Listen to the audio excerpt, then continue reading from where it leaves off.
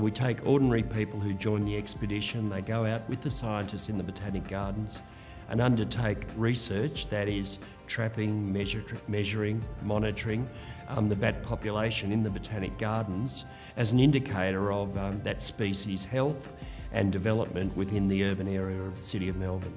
A lot of the members of the public housing are refugees from other countries who had, had recycling and other environmental things, and when they moved into this facility, they were ones who pointed out to us that, hey, we would like to be able to recycle. And so really a lot of the onus of the project came from the residents. What we've seen, especially in Melbourne, the city's transformed incredibly in that time.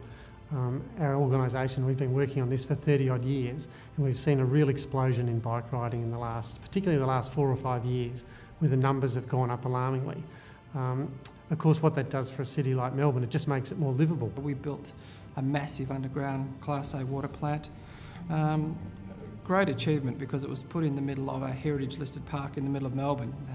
Sewage plants in the middle of Melbourne have got their own connotations and people have their own views, so we spent a lot of time and working with 10X and our design team to make sure that we came up with a really good solution. So the architecture of buildings to create positive energy buildings is what we're all about.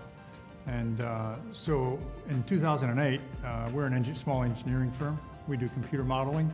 We thought, hang on, we've heard about these positive energy buildings and this objective.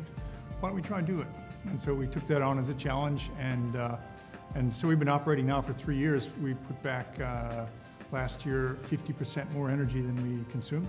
I was studying graphic design, and through that process I was actually designing new tampon packaging to solve the problem of tampons falling out in my handbag.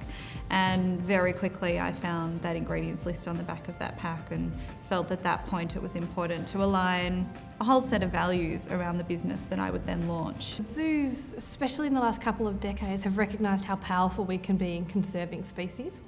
And we're always trying to address threats that drive species towards extinction.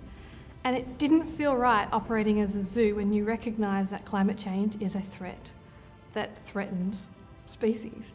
To be operating when we didn't have carbon neutral certification. We all know that we don't get happiness with more stuff, we get happiness with human connections. So I live that, and then I try to, through the experiences I've had, put that out there for other people to experience that sort of lifestyle as well, to show or to normalise a different way.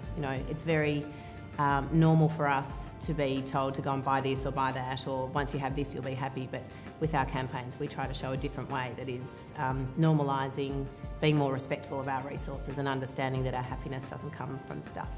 Within the last 10 years, over 1,000 rangers have been killed and many more have been severely injured. And so you have to understand that these rangers are really walking into war zones. Often they're in Africa alone. Last year, 50,000 elephants were slaughtered.